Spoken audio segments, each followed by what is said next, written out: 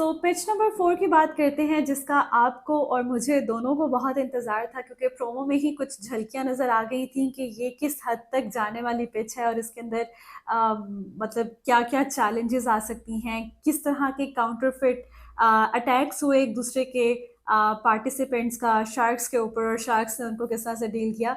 तो ये एक बहुत ही इंटरेस्टिंग पिच थी, बट अनफॉर्चुनेटली एंड लकीली ये विन नहीं कर सकी। सो पिच नंबर 4 दी गई बाय मोहम्मद मुबीन, जो कि फाइनेंस डायरेक्टर हैं नेशनल इम्पैक्ट्स के, और मुदस्सिर शफीक जो कि फाउंडर हैं।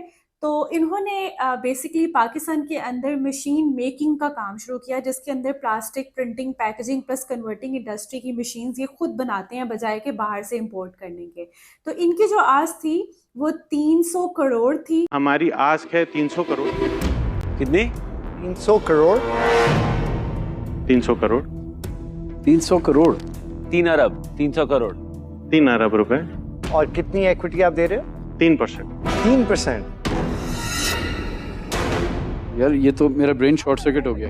अच्छा, ये तो बड़ा इंटरेस्टिंग बिजनेस लग रहा है। 100 अरब पे वैल्यू कर रहे हैं आपका? जी 100 अरब रुपए पे। अच्छा है, तो इतना कम पे क्यों कर रहे हैं आप?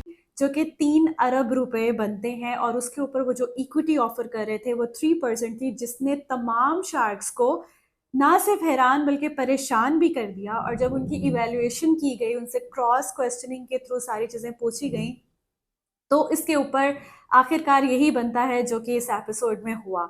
सो 8 करोड़ की मलकियत थी उनकी इन्वेंट्री में करंटली, और 1 साल के अंदर उन्होंने 1 करोड़ का प्रॉफिट बनाया था। और उसके ऊपर जो उनकी इवैल्यूएशन थी वो तकरीबन 1000 करोड़ प्लस की थी, यानी 100 अरब रुपए की।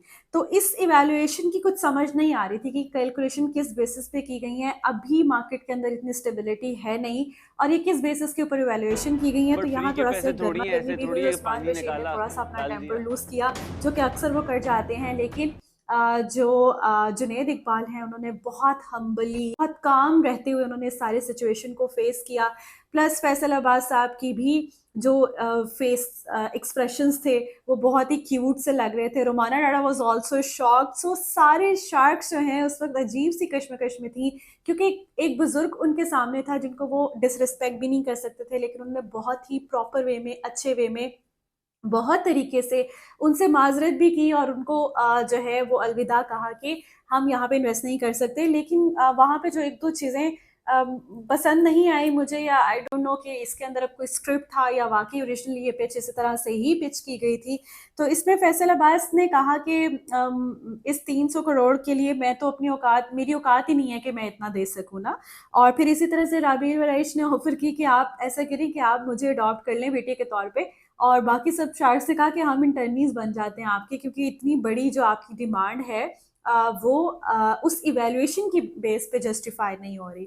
और साथ ही साथ जो है वो राबील वरैश ने कहा कि ये अर्श और फर्श का मामला है, कि इसके अंदर इतना गैप है चीज़ों में, इवैल्यूएशन में, कि ये एक आम समझ में चीज़ नहीं आ रही। तो यहाँ पर वो जो बाबा जी हैं, मैं बाबा जी ही कहूँगी या ओल्ड मैन कहूँगी, कि उन्होंने कहा कि 300 करोड़ तो पाकिस्तानियों के लिए कुछ भी नहीं है। हमें डर लग रहा था कि हम अगर ज्यादा मांगेंगे तो शायद आप ये कहें कि बहुत ज्यादा मांग लिया, करोड़ का प्रॉफिट होगा तो मैं यहाँ आप लोगों के पास क्या करने आऊंगा? मैं भी वहीं बैठा हूँगा किसी को देने के लिए? नहीं, बिल्कुल भी किसी के पास फ्री के पैसे नहीं होते। समझ में आ रही कि 300 करोड़ इतनी बड़ी रकम पाकिस्तानियों के लिए कब होगी। मेरे ख्याल से ये आप लोगों के लिए पीनट्स होने चाहिए थे, तभी मैं आया। क्योंकि अगर मुझे ये शक होता कि आप लोगों के लिए बड़ी रकम है तो मैं आके यहाँ पे वही पिच करता जितना आप दे सकते। इस तरह से ये जो पिच है वो एक लाफ्टर एंड एक शॉकिंग सिचुएशन के तौर पे एंड हुई, जिसका हासिल कुछ नहीं था। तकरीबन 10-15 मिनट की जो ये एक पार्ट था, उसमें तमाम लोग अपनी स्क्रीन के साथ जुड़ के बैठे रहे, क्योंकि जो काउंटर आर्गुमेंट्स चल रहे थे दैट वाज क्वाइट इंटरेस्टिंग। मैंने तो बहुत एंजॉय किए। अगर आपने किए हैं या नहीं, ये आपने मुझे कमेंट्स में बताना है।